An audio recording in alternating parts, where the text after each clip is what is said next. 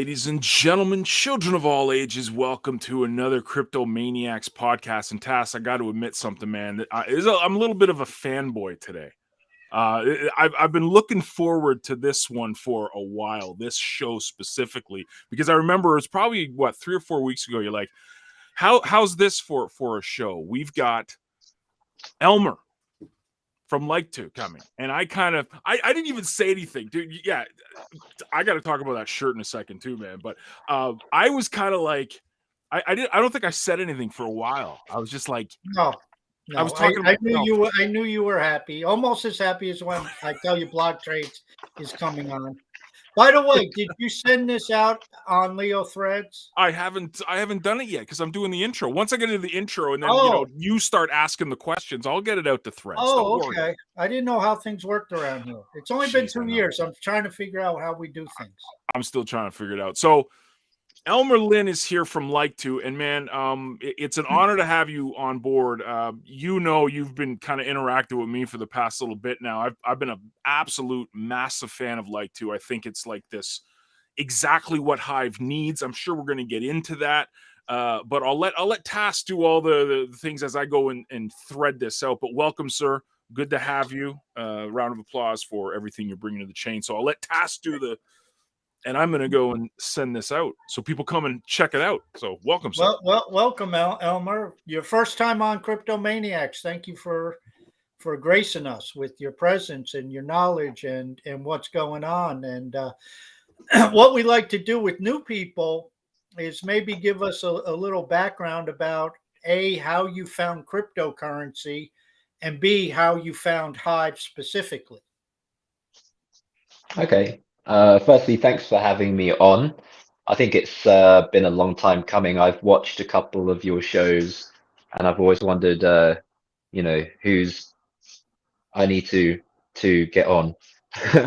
So, good that I found the right person to nignag. But yes, response to your question. So, how did I get into crypto? So, I've actually been in crypto since 2011.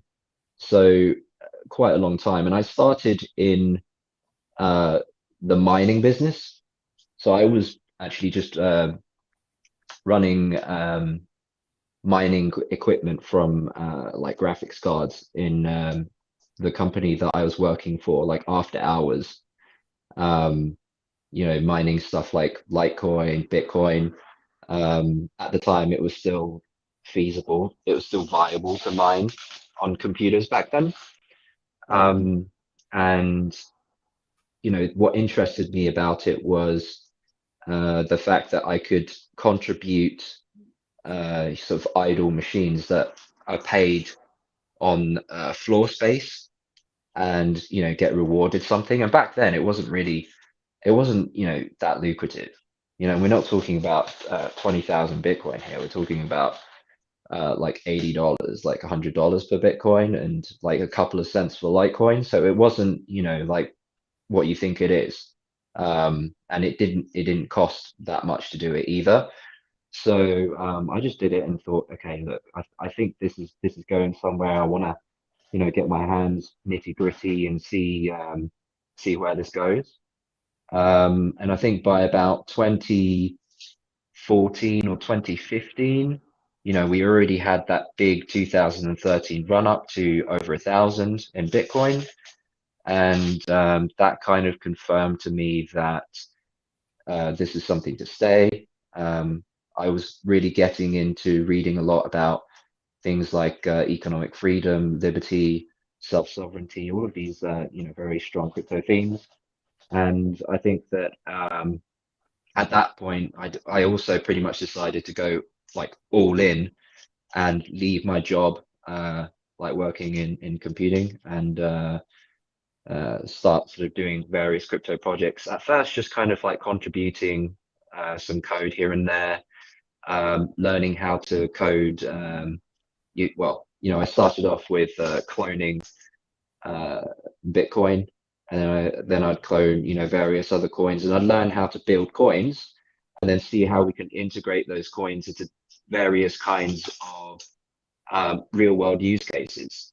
So one of the first businesses that I started up was like a nootropics business, which is like hacking your brain.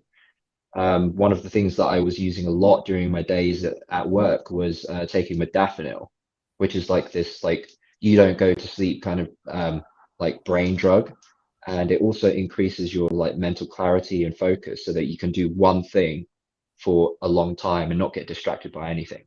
And in a world of you know hyper this and that and attention everywhere, it's easy to develop symptoms of like ADHD. So I found that that was actually quite a liberating drug. And I thought, okay, well, how do I bring this to people? Like, how do I bring it to all of the degens in the crypto industry? And I basically did one of the like early sort of like ICOs to get the company kickstarted. And we basically sold these products for the coin, but we gave people who bought with the coin a discount. And you know that basically meant that more people would be using the coin to purchase it. It's a very simple business model, and it pretty much only lasted for a couple of years before you know the industry got regulated out of the country. Selling those kind of things over the counter was like obviously poking the wrong people because it works. So eventually we got shut down, and then that business got shut down. And then I was looking at how I can get into like crypto in another way. And I started looking at social media. And believe it or not, I was already building something that was about distributing coins to people for sweat equity. But Mhm. around the time that I started getting some tangible progress, Steam came out. So that was a much better and well-rounded and well thought out product. You know, obviously it's the predecessor to what we have today. But I felt like instead of trying to reinvent the wheel, I would just sort of become a passive investor. And I sort of bought a decent stake in Steam, which was eventually taken by Justin Sun. But so Oh I don't boy. know whether you know much about the lawsuit, but that's kind of like still ongoing I was going to say, from so you're involved in the lawsuit then with a bunch of other people. yeah, I think there's about seven of us, and we've had some progress recently, but it's very slow moving. I mean, we're talking about like May 2020-ish time. It's coming up Yeah. to 3 years now. Right. Yeah. So none of it's got returned. We don't really know if we're going to actually succeed in the courts. Um, but I mean, beside the point, I decided that I wanted to sort of just see what was going on and see how I could contribute. And like, if you look back at the one of two posts that Like2 has ever made, we need to like up our social media game. Um, the the first one was in 2018. So by 2018, that was basically uh, kind of like an evolution of my original idea, but except we didn't use the blockchain that I was developing. We just tried to plug in, Steam. So we took it to Steamfest, and these are actually where all of these little tag things are from. And we kind of just tried to learn about what people like at Steamfest. This is in 2018 in Krakow, Oh, Poland. you were there? I was there too. But I was like, Oh, okay. I It didn't know was what it I was was doing. I was just, hey, I'm here. yeah. Yeah. I Yeah. mean, I pretty much was just trying to understand a little bit more about the community, about Right. what their values are, what could be like a natural product fit into the existing ecosystem, and we walked away from that with some really good information. We also let some people try our very early sort of alpha, if you want to call it that. By then, we Mhm. had a somewhat working prototype, and some people were very interested in it. Of course, like it was still far from release, so no one really, we didn't really try to push anything out or hype it up or anything. That's just not Right. how we do things. Like I don't like it when um people try and talk about something that's not yet done. I'd rather spend more time just doing it, because I find Mhm. that, you know, when people spend any time doing that instead of actually doing the thing that they're saying they're going to do, then it doesn't turn out to be that good. Right. So I'd rather kind of be, um, you know, under promise but over deliver, if you know what I mean. For sure. Yeah. So it took us until like 2021 to actually come out with a product that people can use, which is pretty much what you guys are seeing today. Mhm. So you know, it's been a long journey. You know, it's been pretty much 3 years of working on like building it again, and then sort of halfway through when we transitioned from Steam to Hive, Right. we were questioning, you know, the existence of it. We were like, okay, well, do we want to continue doing this? Because, you know, at that time there was also, um, you know, the ETH side popping up, and then there are some ways to do similar things on there too. And Mhm. I'm pretty blockchain agnostic, to be honest. I pretty much just use the ones which give the best benefits. It's kind of like when you develop anything, you know, what language you're going to use, what stack are you going to use. You choose it based on the one that gives you what you want, the best benefits to you, right? It doesn't really matter because the end result, almost no one sees any difference.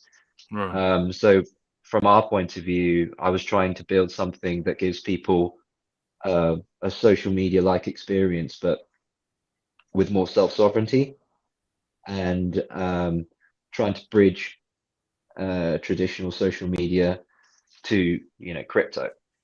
Mhm. Um, and that pretty much still is the goal today. You know, like everything that we're doing is that's. I mean, it partly explains why when you go on there, you just think, oh, you know, this isn't very high V. It doesn't feel. No, it's because like um, it's meant to be like that. It's meant to be approachable. It's meant to be something that when people from the outside and come in and see, they get it. Right. Um, and I guess that's like one of the things that, you know, Hive has sort of struggled with. We've had a lot of like embedded culture. We've had a lot of things like legacy ideologies that have like sort of like been inherited from years and years ago. Right. And, you know, we perhaps like, at least on the technology front, we've kept up, but we haven't quite kept up with the what's happening in social media, and social media itself, let's forget about crypto, has gone through quite a lot of changes in the last couple of years Mhm. too, Mhm. right? So you know, no one could have thought that TikTok would become number one or number two most visited platform in the world. You know, Right. everyone thought, you know, Facebook or Instagram had secured that. But, you know, I noticed a post that you wrote today, Mhm. Jongo, and you said that all of those, you know, micro blogging sites are where all the attention's at today. Yeah. And that was pretty much clear to me from the beginning. Like, it's not that I don't appreciate all of the content, the traditional content that's being posted. I mean, I Mhm. spend most of the time consuming that. I read a lot, Mhm. but I also spend a lot of time just like doing this, like through the phone. And I think most of the world does that. Exactly. Mhm. And, you know, as a sort of primarily a Hive investor, I really want to see as many people on Hive as possible. Mhm. And so that's pretty much like I still believe that like two is one of those apps that can take us there. Obviously, like Leo has done a really good job with their new front end too. But I don't think that we're competing. I think we're more of a supplement. We're sort of complementary. You know, we're Mhm. kind of like you buy the bread and you need the butter and the jam, and everything Mhm. kind of like works together. Yeah. It just makes the whole experience better. Each one you could consume on their own, but together it's better. And I'd Yeah. like to see more sort of composability on that front as well. So, you know, perhaps we should be integrating three speak shorts. we should be building things into the Speak network, the Speak network, so like videos. And that's something that we're, going to look at like the feasibility in this coming year. But of course, like we're still very much an independent kind of brand, so we're not one of these. Pretty much, I think we're just going to go the route that delivers the best experience to the end user. And if that means that we can integrate free speak videos, or we can integrate threads, then that's what we'll do. And I think it gives people more choice. Yeah, I think you hit the nail on the head, and I think the numbers back it up. I mean, you look at the traffic on Medium or sites like that versus Twitter versus Instagram versus Facebook. The simple fact of the matter is only a small percentage of internet traffic is going to sit there and create a 500 or 700 or 1,000 word post. Most of the internet, it's take a picture of my big toe and send it out. Take a picture of my food, send it out. If I have a thought, I'll tweet it out. That's what they do. And you're right. That's where the numbers are. And John and I have discussed in a number of shows what gets real exciting about Hive. And I agree with you that there isn't competition. These apps are complementary. And it's like giving everybody what they want. It's like the Facebook family. You want Messenger, they got Messenger. You want to take a photo and send it out, they got Instagram. You want to do all the different things on Facebook, they have that too. And what I like from a marketing standpoint as a content creator, if you will, and if serious content creators looked at this ecosystem, you create your content, whether it's video, written, whatever, and then you have a variety of tools to market. You have a variety of tools to spread it. You can put it out on threads. You can take and send it out on Like-a-Too. You can start to use these different applications to supplement what you're doing with your primary content to spread it out further, and maybe cut a short video on Like-a-Too once that capability is implemented, talking about your latest blog post. I mean, well, that's repurposing content, and that's been like a staple of traditional social media forever. But now we're starting to see it on Hive. Just like you said, I can take a picture, I put it on Like-to, but I can write an entire post about that. I can also do a video about it. So this is what's exciting. Sorry, Taz, didn't mean to cut you off, but I'm right there with you. Yeah, I agree. Yeah, no, it's okay. and the other thing that caught my attention is the simplicity, because with the release of the new UI for Leo Threads, the success of the release, I think, and the embracing was people said this is easy. It's because they knew it. It's a lot like Twitter. I mean, okay, it's scaled down and the features are minimal because it's in alpha and they're working out bugs, but people understand it. Oh, you fill in the box and you hit thread. Well, I fill in the box on Twitter, I hit tweet. Okay, this is easy. I can do this. So I think when you start looking at I'll call it Instagram clone. I mean, that's probably not exactly accurate, but when you start to look at that idea of short form, quick content, you want to give people what they know, because then all of a sudden they show up and it's like, well, I got to figure out a little bit about crypto. I got to figure out a little bit about keys. I got to figure a little bit about this wallet thing. But if I don't have to figure out the app, I'm that much further down the road. Yeah. So yeah, I would say that we're definitely not trying to be Instagram. There's obviously, we started off with the desktop implementation, but we've actually come a long way on our mobile, and we do actually have a mobile app that's in the works. I'll just show you quickly, like, or is it, what it's like. Oh, dude, you're teasing me, dude. Hey, there you go. There you go. Just for you, buddy. Just for you. Go, oh, so, not safe for work. Okay, now you got me downloading. Look, Eliana's excited too about the non-safe she's for in work. chat. Yeah, dude, that's heck yeah. Eliana loves non-safe for work. Don't let her fool you. It's not as Well, I mean, this is one of the angles that we started off with, which was, okay, how do we get people to make content that perhaps people want to pay for, and without being like direct about it.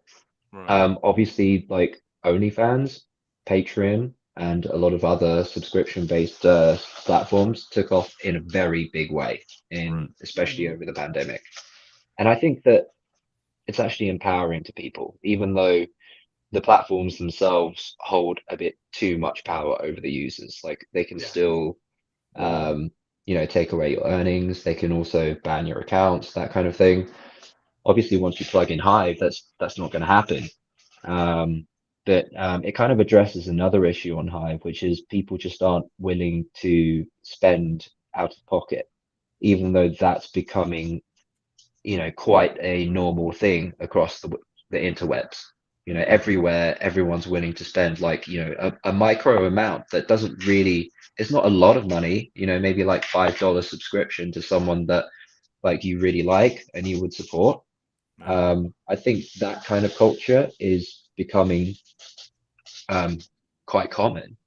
And in other Web3 circles, it's becoming, the main way for content creators to earn. And I think that, taking away the onus of, competing for a reward pool is a good thing. I don't necessarily think that it suits every particular use case, and I think that's probably why Threads is a very good implementation because people don't have that expectation. They don't go in there creating like a full-on post that they think, oh, I need to pad out the words by another couple hundred because otherwise people don't think it's worth this much. Right. Right. I think that's very odd user behavior. Like when we look at human computer interaction, it's like why do people feel like they have to post uh 500 words when the and it's mostly just fluff. It's mostly just like drivel that is unnecessary. And I think it's just one of those like legacy things that on Hive, people feel like if they don't write a lot, then they can't get rewarded a lot. But Yeah. from our perspective, we've actually been doing quite a lot of work on making curation more data driven and like results driven. So one of the things that I'm beginning to think is that if we try and stay on the like the meritocracy side and argue for things like high effort, high value content, then we will just go around in circles and we'll never agree on anything because obviously all of that is subjective. Right. But I'm not saying that meritocracy doesn't have a measure of success. I'm talking about, you know, in terms of like network topology and network effects, then there is a measure of success.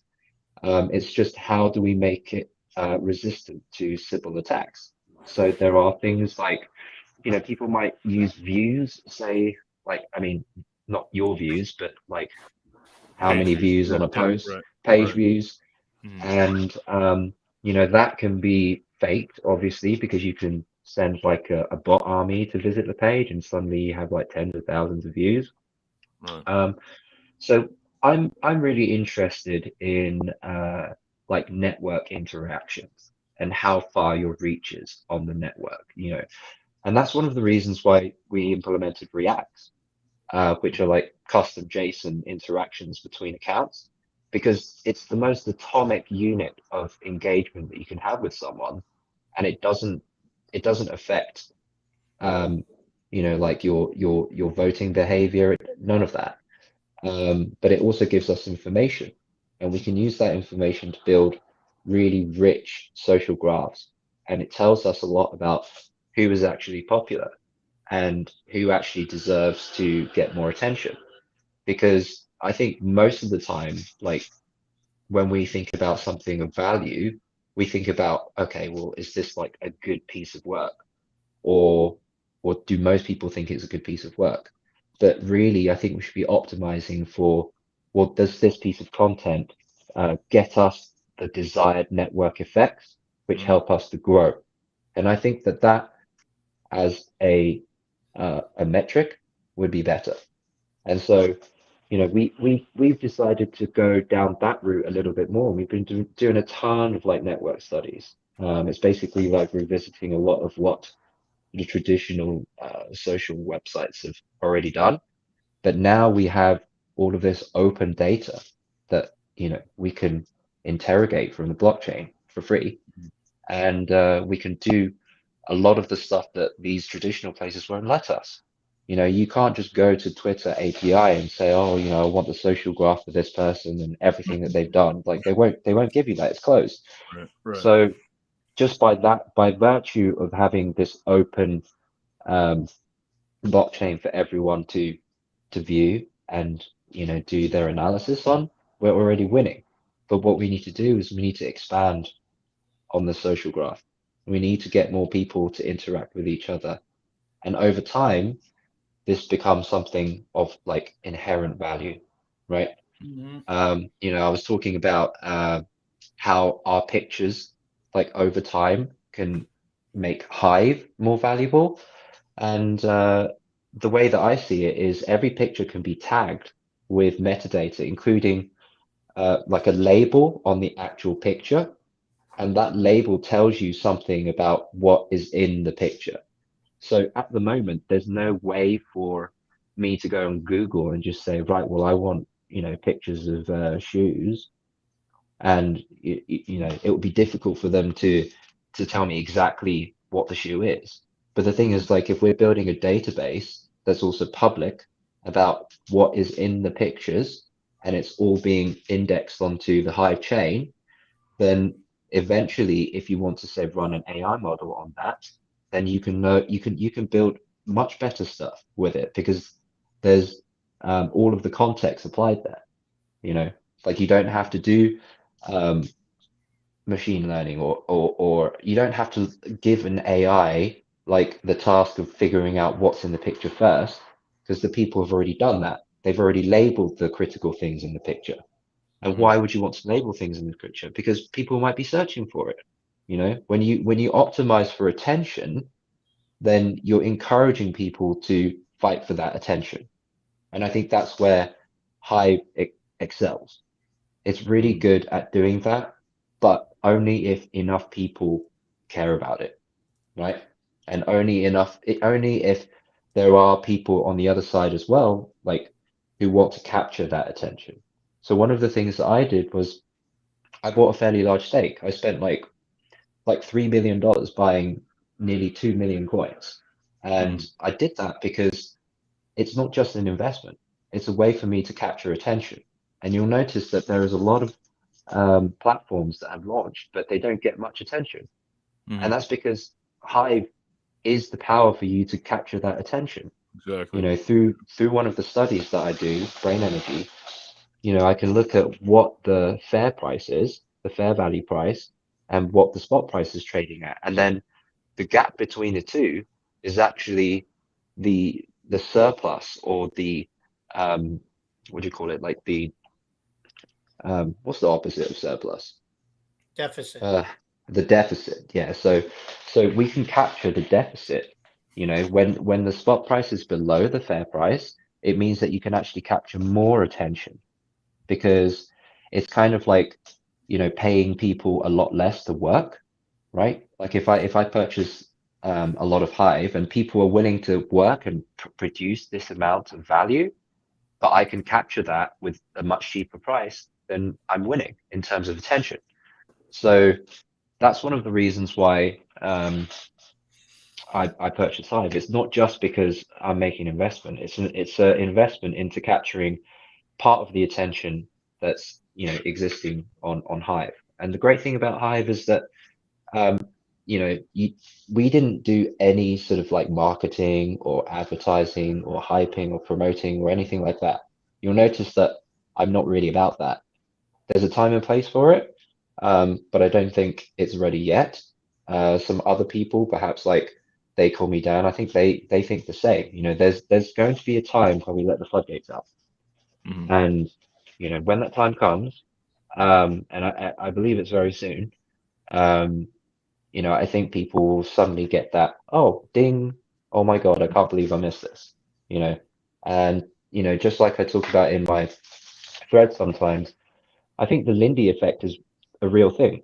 The longer that we can actually stay around and show that we're not dying at all, that progress is being made and the community is always getting stronger, Mm, then people will project that value into the future. And so the probability of us becoming or surviving into the future becomes stronger the longer that we continue to survive.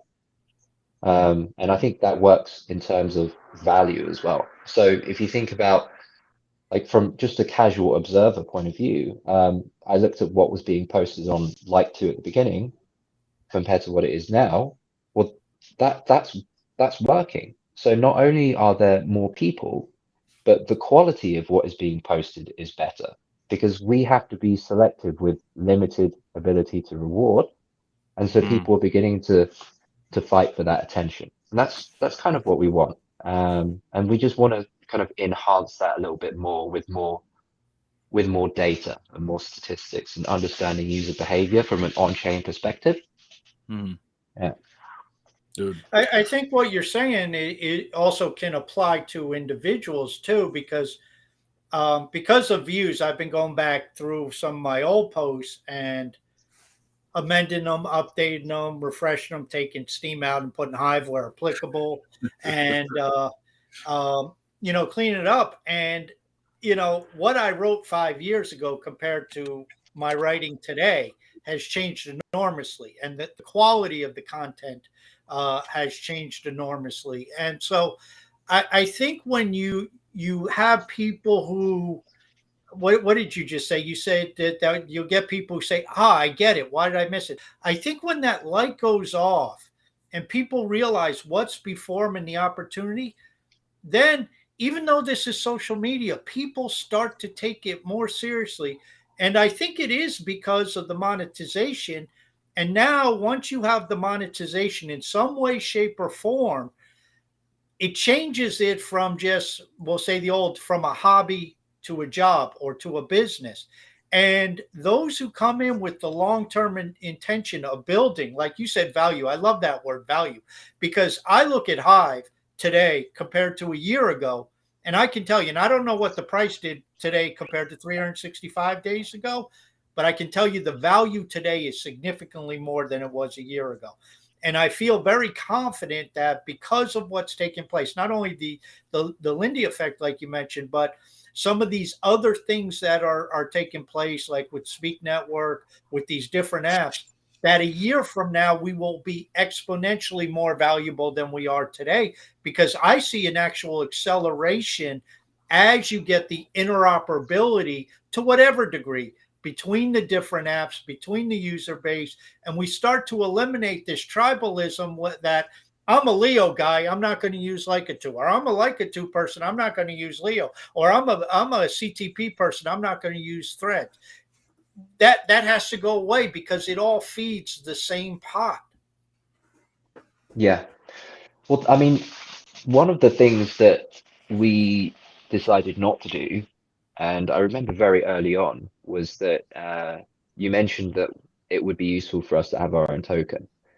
I think at the time I was probably more swayed by that comment than I am today, because today I'm more sure that we don't want to have our own token. And there's a couple of reasons for that. One, um, it would be regulated out very quickly. I think it would be considered a security by a lot of jurisdictions. And secondly, I think the interest in building value should accrue to everyone potentially on Hive and not just holders of like two, if there was a token. And obviously, as a large holder of Hive, um, I'm kind of more incentivized by adding value to Hive than a subset of that.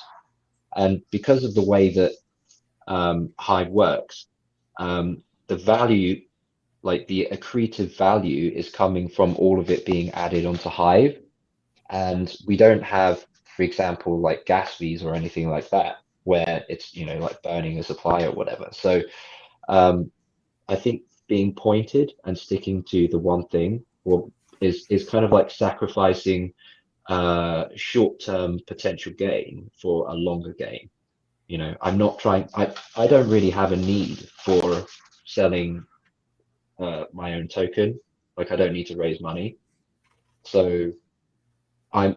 I think if I want to return value to people the best way, then okay, so I can take a 2.5 million hit on my investment on Hive, but with that I can reward a ton of people every single day. You know, and I think that is longer. I mean, and that's more sustainable in the long term. You know, because I'm not one of these like short-term people. I can sit on a position for like 10 years. So, you know, as long as you have the faith in the long term, then, you know, the value is accruing all of the time. And I don't have to answer to like specific holders of like my coin. I would pretty much just be answering to the community of Hive. And I do that every single day. You know, I express that through the way that I vote. I express that through my opinions, like for example, when I come here, and you know, I think it's good to be held up to, you know, I can if I can be scrutinized publicly, and for Hive people to scrutinize what I say, then that's really good, because you know that's the community that I'm interested in serving. It's not just like to was always about making Hive better. So I think that's where we're going to keep on going. Yeah. Well, I agree with you. I think ultimately all these applications all feed into Hive. So the idea that any application that is not putting forth serious effort to develop, expand, grow is a detriment to Hive to me is just preposterous. And again, I don't really. I mean, there's a lot of apps I don't use. There's a lot of communities I'm not involved in. I don't know about them. It's not my thing. Whatever. But like Hash Kings, I mean, they've been appearing on my feed all over the place, not only on Threads, but on my regular feed. So they're writing posts and people are writing posts about. And I honestly have no idea what they're involved in. It's not my thing. It's not my game. But I love seeing the excitement around it. I hope this becomes one of the biggest games in the history of the world because it helps Hive. And the fact that, like you said, there's no transaction fees, but the fact that Hive, the coin, is an access token, you need it to engage with the blockchain. I think that's the creme de la creme that many people are missing because ultimately, like you said, if some of these apps get the network effect going, resource credits are going to be needed by somebody, whether it's an investor like you who goes buys a boatload and then starts delegating the resource credits to you know, whomever, or it's individual people going to get them, or it's the apps themselves buying them. But somebody's got to get the token and power it up. Yeah. I mean, we actually need to have a lot of resource credits because we are about to roll out like native onboarding so that we're not going to rely on Hive on board anymore. And so we've stocked up like 20,000 accounts for that. Nice. And we can claim like I think 100 or something like that every day. It's not a lot, but it's a good thing that we've banked a lot of them. One of the things that will come with that is the ability for people to become affiliates forever. So if you make your post through if you refer someone through us, then you will get the 1% beneficiary that we take. So we would forego that, and that would go to you. So we're basically foregoing that 1% in order to get more people using it. And the people that become the affiliates, well, they have a long-term vested interest in every single person that they onboard, because the better that they do, the more that they get rewarded, like passively, right? So you can imagine if like you onboarded like Taskmaster, then you know you would be earning 1% of his earnings, Yeah, and you that'd would be be doing nice. pretty well. What if you onboarded 1,000 of them, or what if you onboarded like a 10x Taskmaster, right? And it's not like he's having to forego that because it's coming from us. We're foregoing the 1%, right? So we would rather have more people interacting and getting big than take that 1%, which is basically like nothing to us anyway. We don't really need it. We just need to start off with something so that we have something to give away. Do you see what I mean? Right, yeah. Yeah. What do you think is because like on a social media side now, I'm going to kind of get away from crypto for a second and just talk social media. Hmm. We see this with TikTok, Instagram, you name it, all the traditional social media. Engagement is like it's seamless. Like you don't even have to think about it. Hmm. What do you think we need? And I'm gonna, kind of, transition this to Light 2 specifically. But what do you think we need as Hive, as a, as a blockchain to keep that, like, people need to know that that's important. How do we do that? How do we get? Do we incentivize it? Do we do like you're doing with like foregoing the affiliate, the little 1%? Like, how do we get it into people's minds that showing up every day and actually engaging is a good thing? Um, so I think we have to take away some lessons from the traditional social networks, and a lot of it is like malpractice. Mm, So we can't compare ourselves in that respect because a a lot of what they do to get that is quite invasive.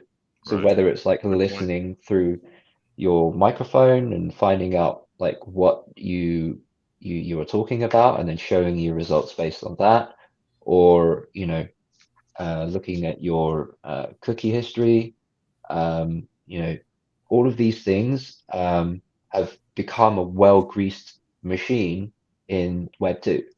Mm, And it's become so good that it's become like a privacy issue. So I think we just need to destroy that and start anew, where everyone has, full self-sovereignty over everything that they do, and they have to give the permission for these platforms to do that.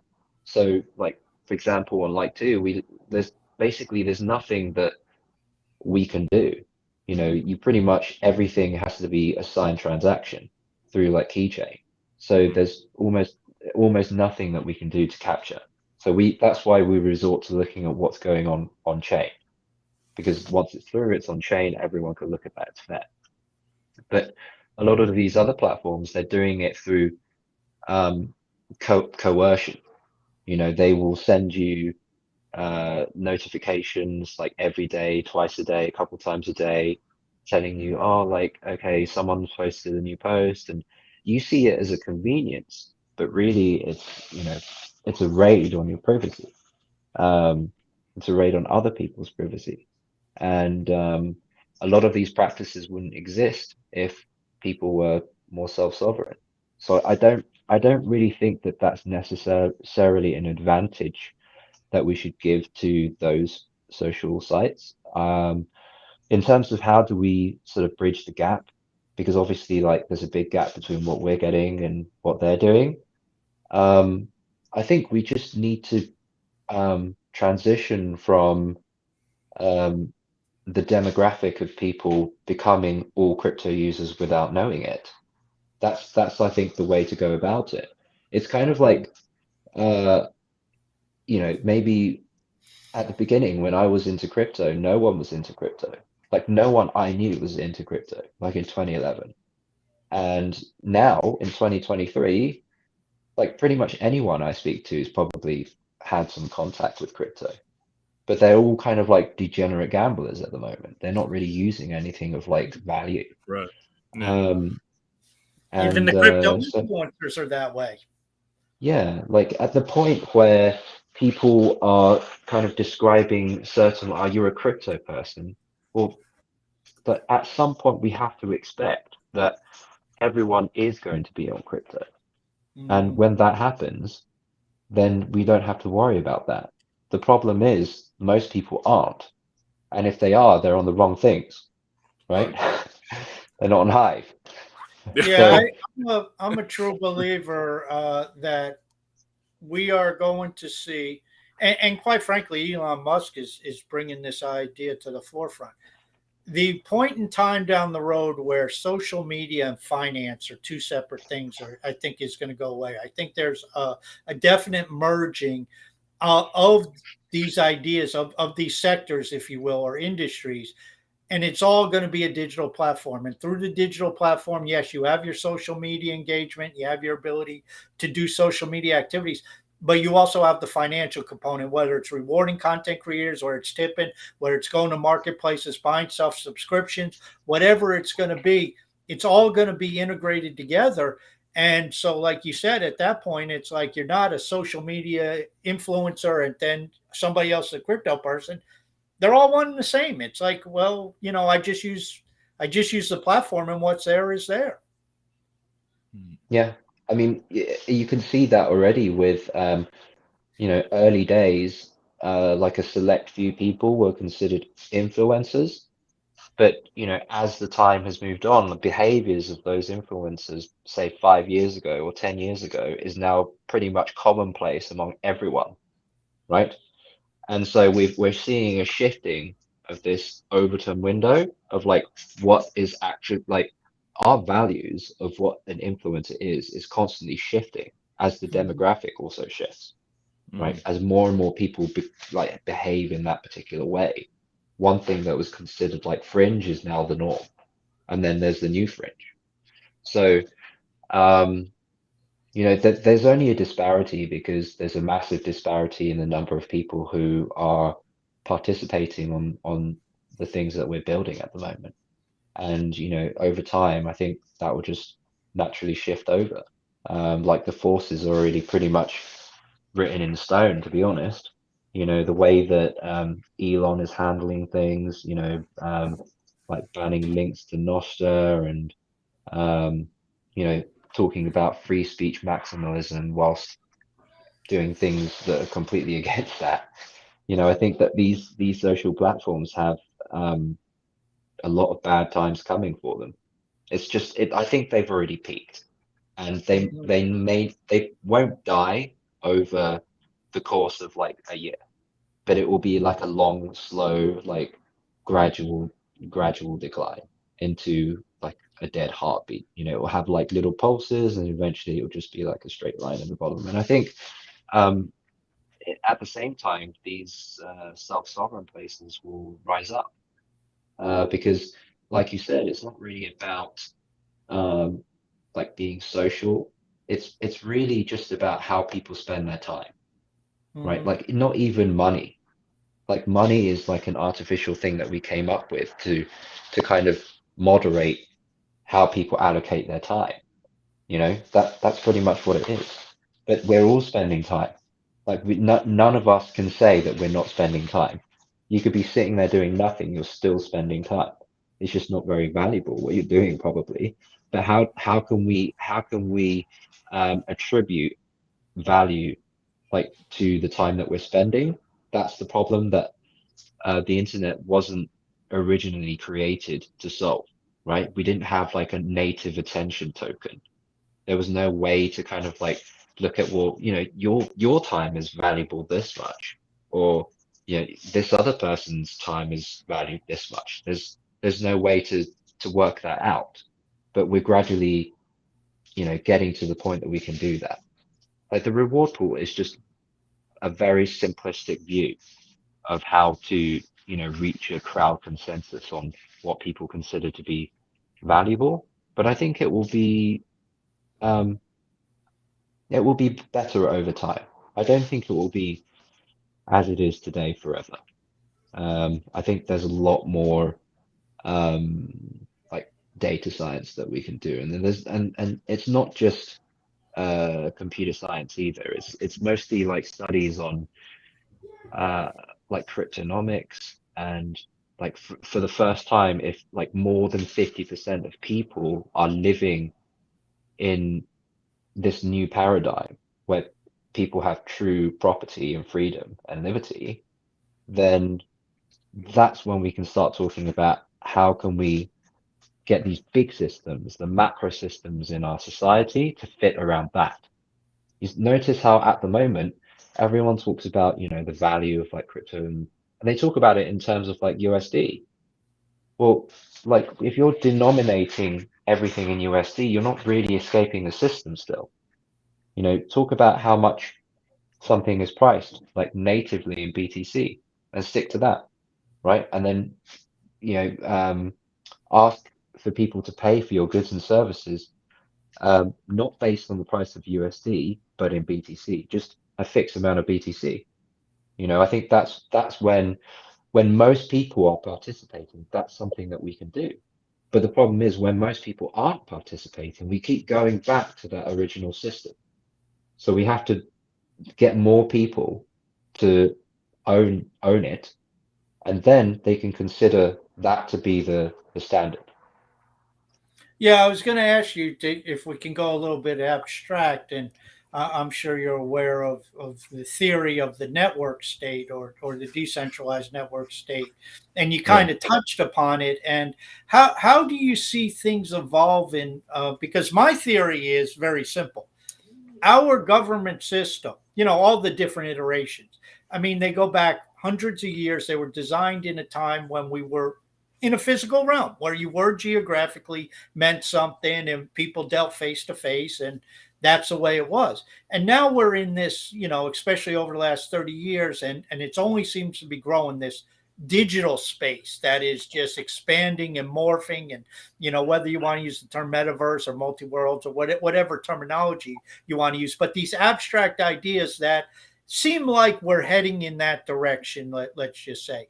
And so this idea of a network state or decentralized network states, you can say that, well, Facebook is a network state to some degree. It's got 3 billion users. They have its own laws and rules and all this other stuff. How do you see this playing out, this concept? Have you given much thought to it? And what's your view or your angle on it? So you're talking about the network state that Balaji talks about, right?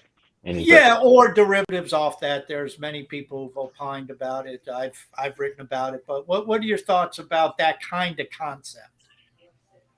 I think it's a slow progression over time, like a little bit at the beginning and then very quickly all at once. It's kind of like a exponential increase, you know. Mm. It goes asymptotic at some point. So you don't really see it coming because it looks like it's just going on a normal advance, like probably super linear advance, but then at some point it just goes vertical, and then like pretty much like everyone just suddenly is participating in that.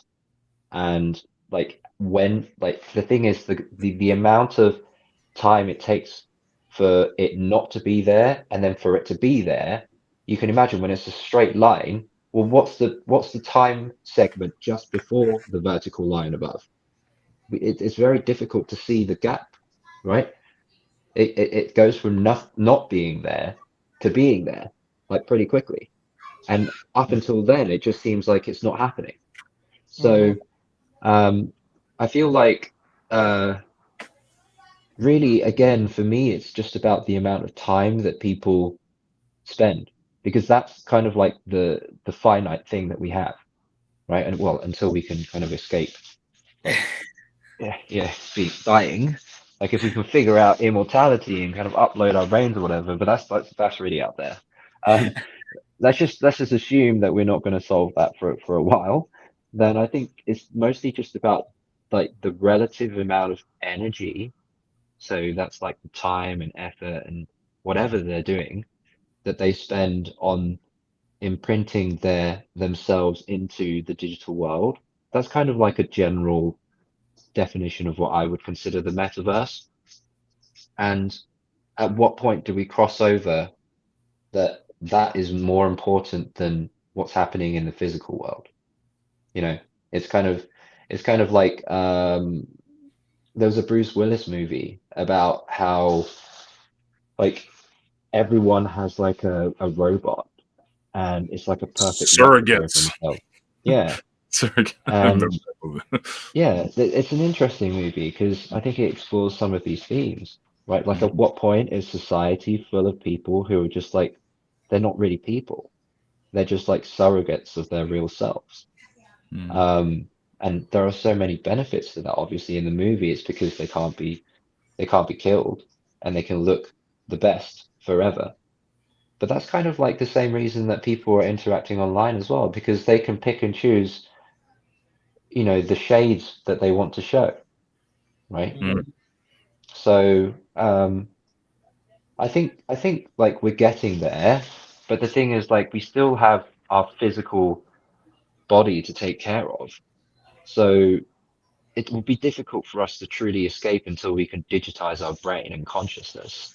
That's what I'm saying. I think like the energy spent, like if you were to measure it in like a traditional kind of like Newtonian classical way, is that we're still spending most of our energy in the real world. So at what point do we stop doing that? You know, do we achieve that with some kind of like Elon Musk neural link? Do we achieve that with being able to upload our consciousness? I think that's like actually when it happens. And you know, when that happens, that will be that vertical explosion up. Until then, it will just be kind of like a gradual uptick, and I don't think it will really ever happen. That's my opinion. Mm. Yeah. It will look like it's happening, but the moment that it happens will come immediately, and pretty much it will just change the way everyone lives their lives. That's what I'm saying. Yeah. Yeah, but I think couldn't you make the same argument that let's go back 15, 20 years compared to how we lived our lives 20 years ago, certainly how people lived 50 years ago, 40 years ago, which is still, I mean, that's within my lifetime. How we lived in the 1980s compared to today is totally different. Yes, we still have the physical side to take care of ourselves. We still sleep, go to the bathroom, shower, eat, all this other stuff. We have the physical world, but even through that, technology has penetrated in so many ways that, I mean, society today from when I was a teenager is completely different. And what teenagers experience today compared to when I was a teenager, it's a totally different experience where you take me versus my dad. There wasn't really a major difference in our experiences, a little bit, but that 30 years, the age difference between the two of us, his teen years, my teen years, very similar. Today, I mean, well, my daughter's not a decade out of her teens almost, but her teen experience was much different than my teen experience. Yeah, and I think these are just like market bumps because perhaps what we'll see is in the next, again, like 20 years, maybe we'll have some stagnation as well. Like we seem to have these like bumps along the road where we have like pretty significant advances, right? Like when the iPhone came out, it was a pretty significant advance. But if you look at like generational changes today, I don't think we're seeing that much coming out of the smartphone industry now.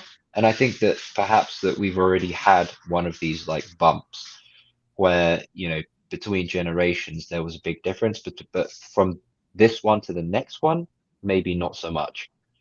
You know, it would take some pretty drastic improvements in some other tech for that to happen, I think. Yeah, But I you're think right. There's, I was going to sorry, say go if you ahead. focus on the smartphone, yeah, but what if you tangent to, oh, I don't know, AI, AR, VR, some type of new medium of communication that basically makes this thing we call the phone obsolete, whatever that might be, contact lenses, whatever whatever the next big thing is. Yeah. Well, I think that uh, uh, VR and like this kind of like digital space thing, it kind of reminds me of like nuclear fusion. It's just the always 20 years away kind of thing, right? Been that way Um, for 50 years. because I remember, I mean, 18 years ago was when I did my computer science degree. I'm 36 now, so it's half a lifetime ago for me. Mhm. VR was a big thing back then too, and I said it Mhm, was shit then, and I still say it's shit now.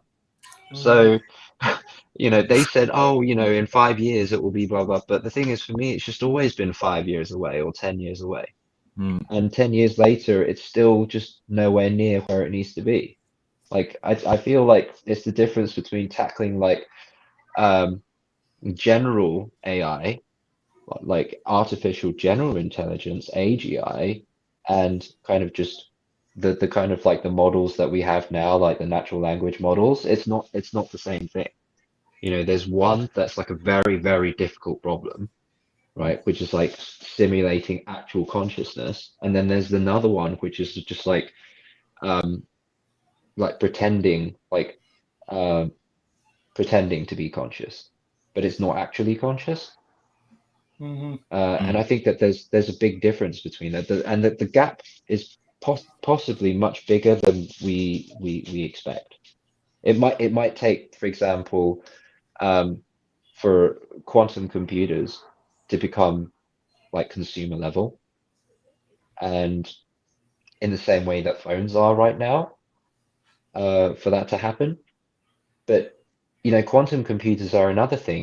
We've been trying to do stuff with like a couple of qubits for like 30 years. I remember I wrote like an article about it maybe 20 years ago, and we're not much further since then. So, that's the kind of advancement that I think we'll need in order to get us to potentially a true network state. Because it's not just how much time we spend in real life. It's like, well, now how do we truly perpetuate all of the values that we have in real life in there, right? It takes a whole lot of like computing power, which we just don't have. And Hmm. Moore's law is dead. So we're not on that path anymore. We're not doubling every 18 months anymore. Like in that respect, we are kind of like peaking. So I think that, like some of your points, like you and your daughter, the generational differences, I think her and her children may not experience that. That's just Hmm. my feeling.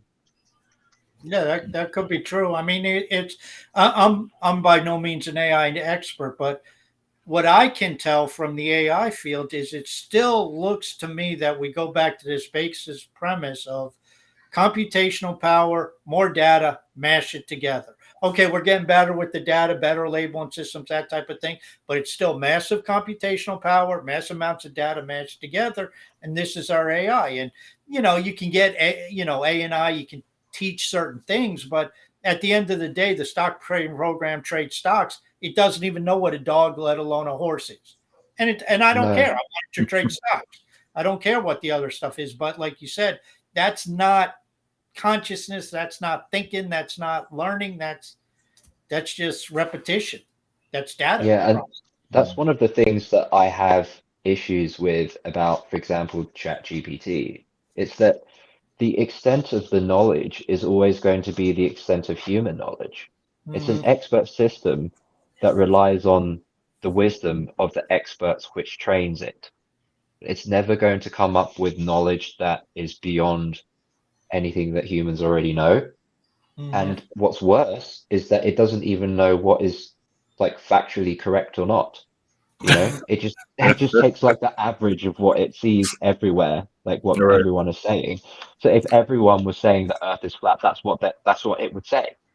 Okay. Mm. It's not going to be like, oh well, I need to test this theory. I need to design, satellites. I need to design this, and for like it can't do that. So Mm. it's really dumb in that way, and it's not going to get uh smarter, like noticeably. Like there's a lot of things that you can do to make it appear smarter, but it's not actually getting smarter, not in the Mm-hmm. same way like humans are. Like in order for that to happen, we need to have artificial general intelligence, and that's a problem that, as I said, I don't think we're going to solve that until we have we've solved the technological peak that we're reaching in terms of computing uh, architecture. Like we But can then you still got to add build energy smaller and into smaller that. ships. you, Sorry? you, you need to add energy into that, because if you're going to power this computation, I mean, you're probably not going to do it on the systems we have today. You're going to need a lot more No, horsepower. that's true. I mean, at the same time, we do sort of like go down by orders of magnitude of like energy usage every time we go down like a nanometer or something. Mm-hmm. Like the difference between 6 nanometers and 3 nanometers is actually more than double. So we are saving a lot of energy when we go down like the processes, the microprocessors. But it's that the thing is like we're not going to get much smaller than that, right? We're not going to go from 3 nanometers to like zero point 0.1, or like it's not going to happen. that we pretty much like reached a limit now for what we can do with like traditional chips. So we do need to start looking at like quantum computers and see if we can do anything with that. I'm no expert on that, so I have no idea where they are. But it seems like again one of those like 10 years away problems. Like just a few months ago, I think we were talking about how some lab came up with like proof that they can actually do nuclear fusion and sustain it. And then it was actually not a big deal because it's not realistically going to be applicable for like 20 years. Like where have I heard that before? You know? And everyone thought, oh, just when we had like the energy crisis and the world was facing like a high cost of living, that's just what we needed, right? We finally got unlimited free power, but actually we don't. It's just another 20 years down the line, and 20 years from now, it's like charging a Tesla, you know? Like every time I go and check my app, it says, right, you got 10 minutes left. 10 minutes later, it's still 10 minutes left. Like what is actually happening here? You know? Yeah. Dude, appreciate the talk. And before we get out of here, though, I got to I got to do a few fanboy things, man. If that's okay. Hmm. One, where do I get those shirts? Because I need to get one. That's Cool. the first thing as my dog's barking. But where do you have a store for that, man? No, but we can launch one, and I'll give you one for free. I'm coming to the US soon, so I'll probably like tour around and we can meet up or something. Or you John's might be not coming allowed in up. the U.S. Where Yeah, are no, you? I'm in John's in Canada, man. Canada. Yeah, Oh, I'm Canada. Okay, well freezing I can my go to focus Canada. up. Yeah, I'll come around. There's a lot of events happening in the US, and there's going to be some presence from various Hive apps at those events. So there's lots of opportunities, but obviously I can send you one. If you come to the next Hive Fest, I always haul like two large luggage full of these shirts, and I give them away for free. nice, nice, nice. Um, so Mm. yeah, that's where you can get it. And Well, if you want a shot, I can do that. yeah. Oh yeah, I would definitely want the shop, man. I need like to everything, man. Yeah, exactly. Eliana's in chat saying she wants a t-shirt too. Dude, it's like to's a thing, man, and you are. This is something that's much needed. So maybe before we get out of here, just a couple of insider secrets that you have coming up here, little timelines, little Yeah. juicy info, maybe. Yeah. Okay. So I think I said at the beginning, I even showed you, our app is going to be coming out in the next couple of months. And I think that will like pretty much change the way that people interact on like two, because at the Yeah, moment, man. like if people don't have an app and most of their photos are on their phone, then it's kind of difficult to use it on the phone. But once we have a mobile app, it's much easier. People could just like post on the go. They can engage on Yeah, the go as well. yeah. So that will be coming out definitely by May, because we have a big event in May, and I can't talk about what that is, but Mhm. you guys will find out, or you already know what it is. It's a big Hive thing, by the way, and it's not just with us. So something Nice. to really look forward to. And the next things on our roadmap will be introducing a little bit more Web3-ness. So we'll Mm, be doing things like NFTing every post, allowing people to do user-generated collects, because I think user-generated collects is a big thing, and I think it's an opportunity for people to um, take back ownership of their content, as well as monetize it without going through the reward pool. We're also going to be adding different formats, so all the usual like stories and short videos. Um, and there's also going to be a lot more stats as well. So I think the stats stuff is what I'm most like excited about, because right. a lot of it will be it dictates how we go about what we do on the platform, like who to support and what to bring more visibility in. And it will be all transparent. It's not just like the basic stats that you can see on like peak D or like that. It's context, uh, semantics, and analysis applied on top, you know, but with raw data from chain. There's nothing that we're adding in between there, and that allows us to, um, optimize, like I said, for network effects and like justify it, you know.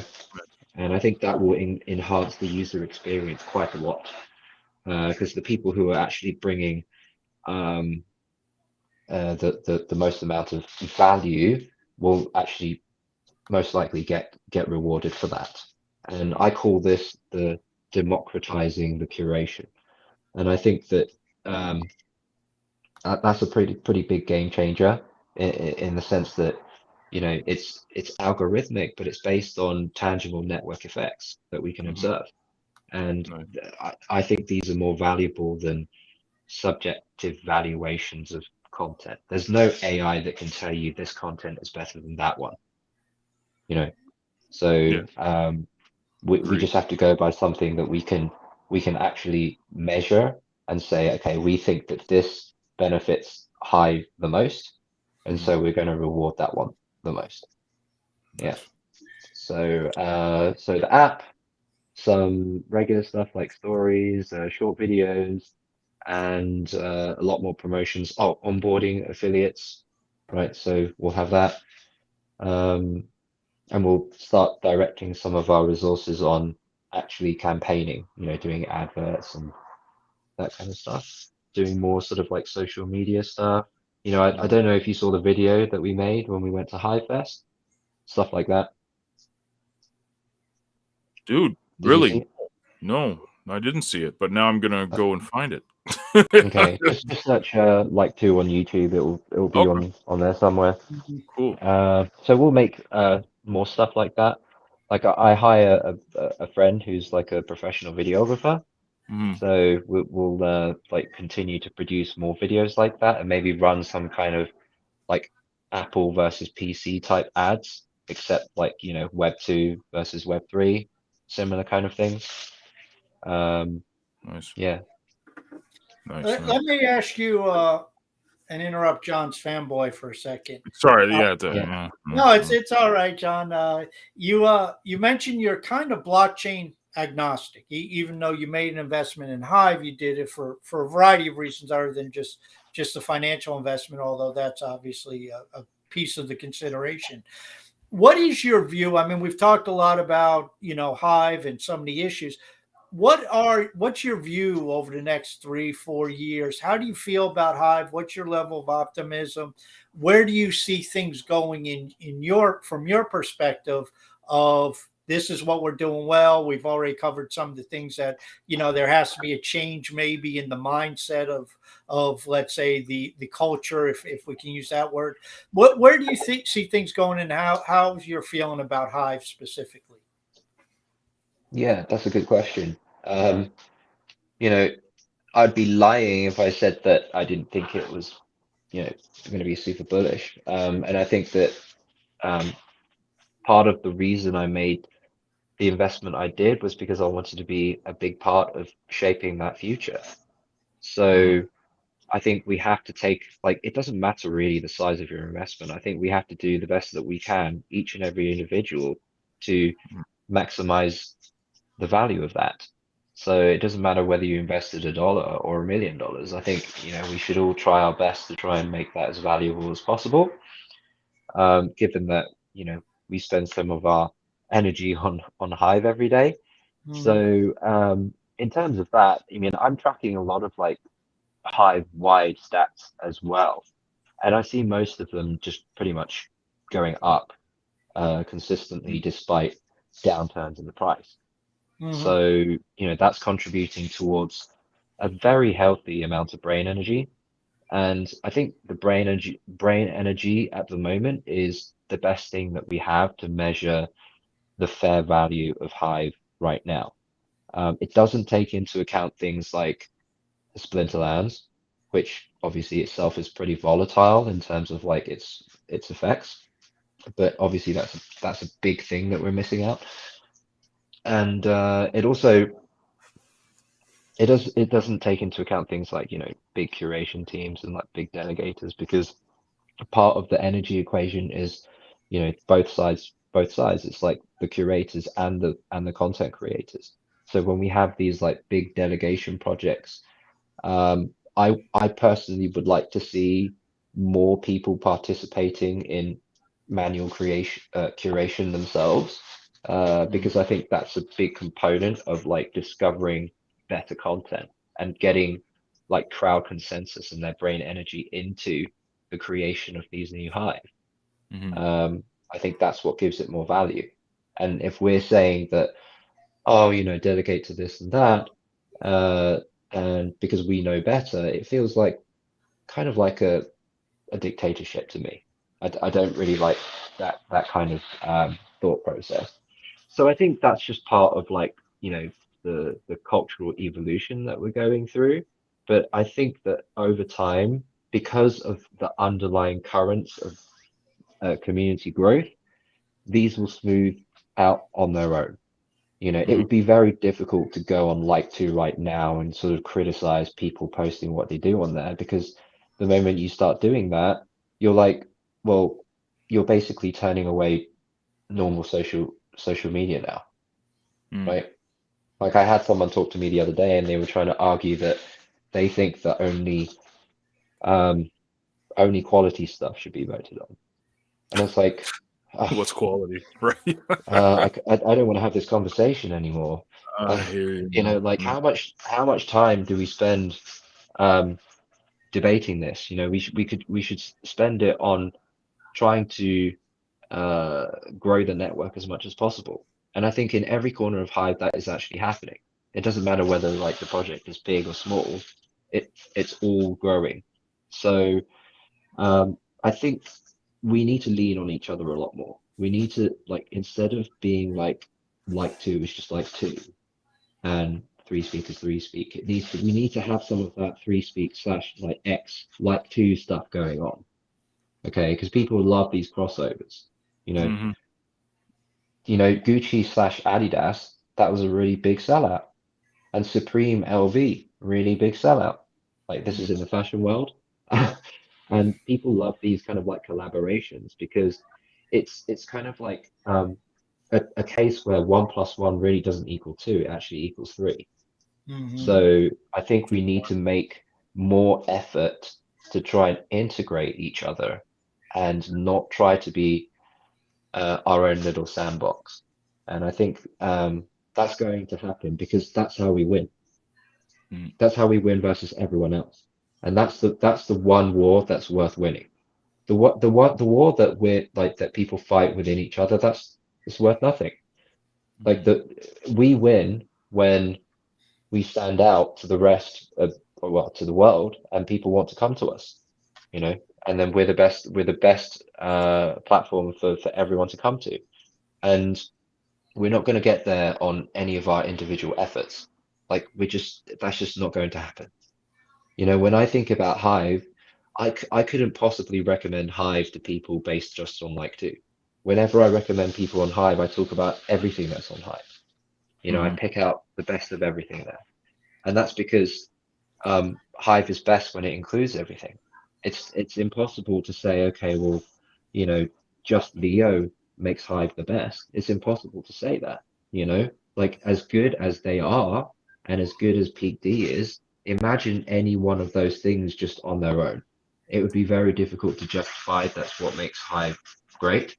Right. So I would hope that over the next 3 years, we could see more kind of like this integrative approach.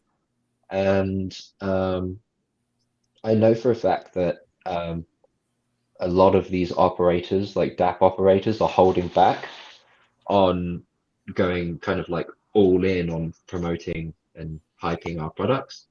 Like a lot of our stuff remains in alpha. It took us pretty much half a year for like to be like to be able to serve the amount of people uh, that we now serve. Like we get something like 20,000 unique visitors a day. Okay, so we don't get many posts per day, but we have a lot of people who are just like ghosting around and like viewing the content. And I think that's a really positive thing. Now we just need to add more call to actions and get people to actually sign up and participate and give them incentives to do that. So I think, the affiliate onboarding is going to be a big part of that, plus plus the mobile app. More exposure in different Play stores.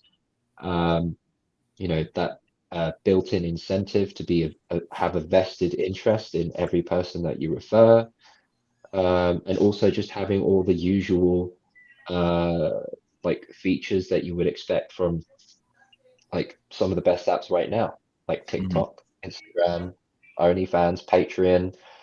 It's we kind of see ourselves as like that corner of the everything app.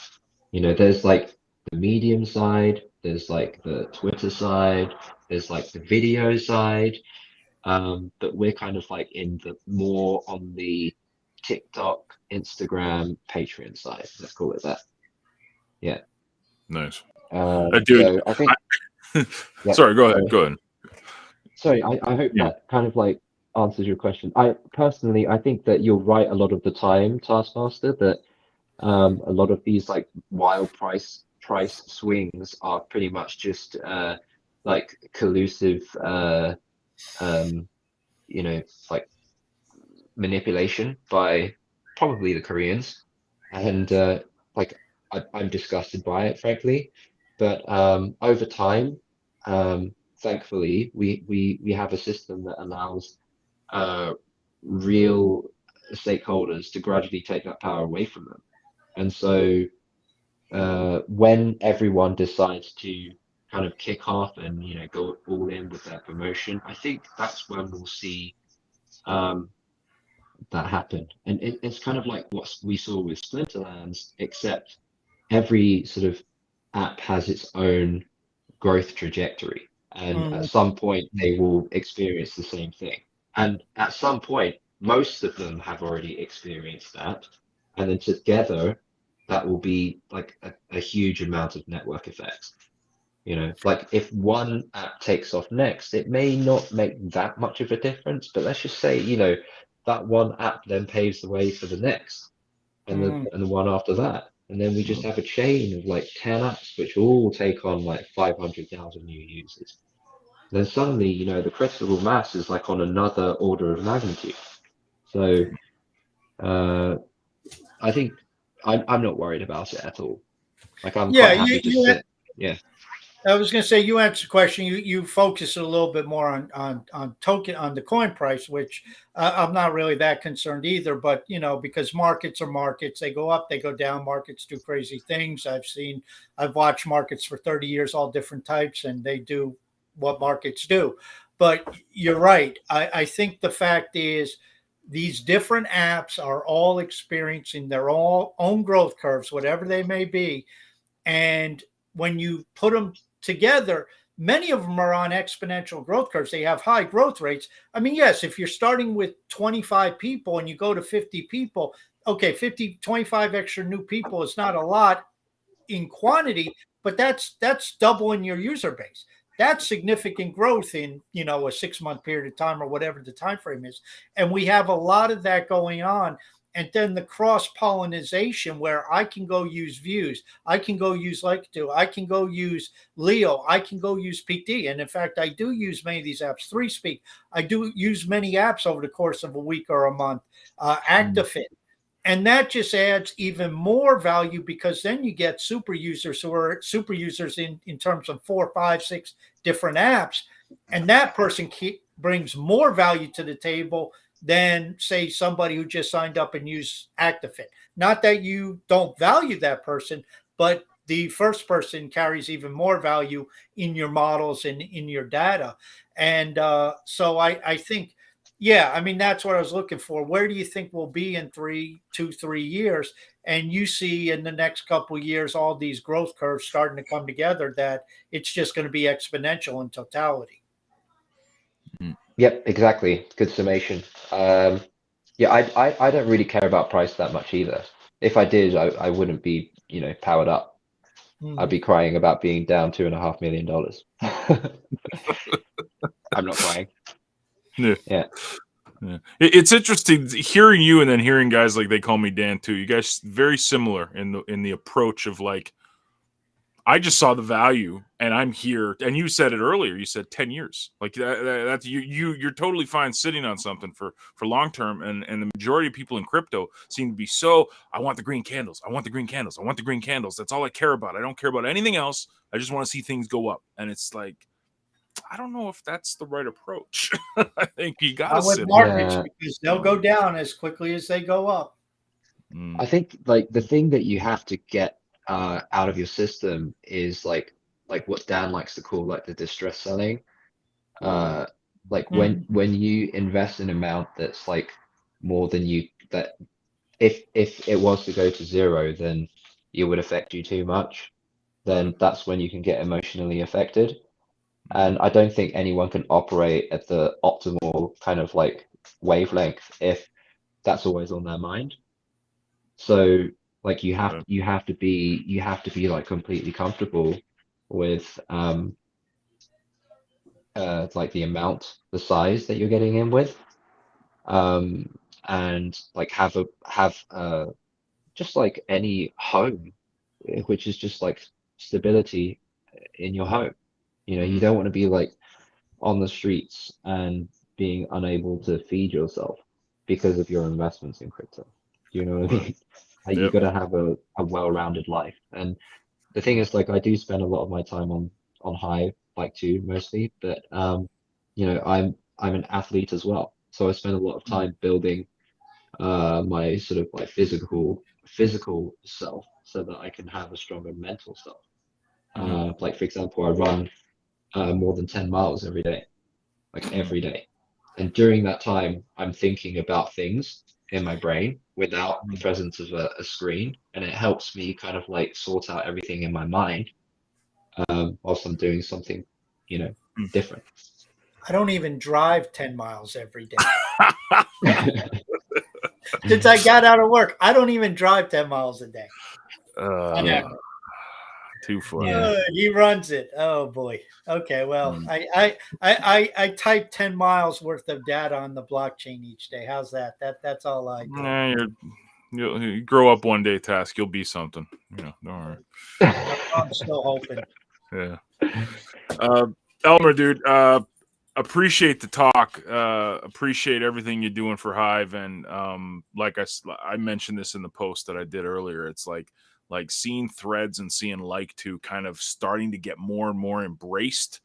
It's getting that old mentality out of the way. Like we need to kill that. We need to do the short form. We need to get this type of stuff in front of people more and more. And you're definitely doing it, man. So appreciate you. Thanks for coming. And we will send you the CryptoManiacs badge. I treasure it. It is yours forever. So thank you, sir. Thank you so much. So I can't even like reject it. Once I get it, it's mine forever. What if it's not like what if I don't like it? Can't take it back. Can't take it back. It's yours forever. It's in your wallet. But of course, you show up again, you don't get an extra badge because just the one time. I'm too lazy to send them multiple times. So hope to have you back when this mobile comes out, man, so we can get really even more excited about it all. So anyways, we'll be watching. Thank you, sir. And we'll set you up again when you have the mobile. Yep, definitely. I'll be happy to come on. And thanks for having me. It was really good talking to you guys.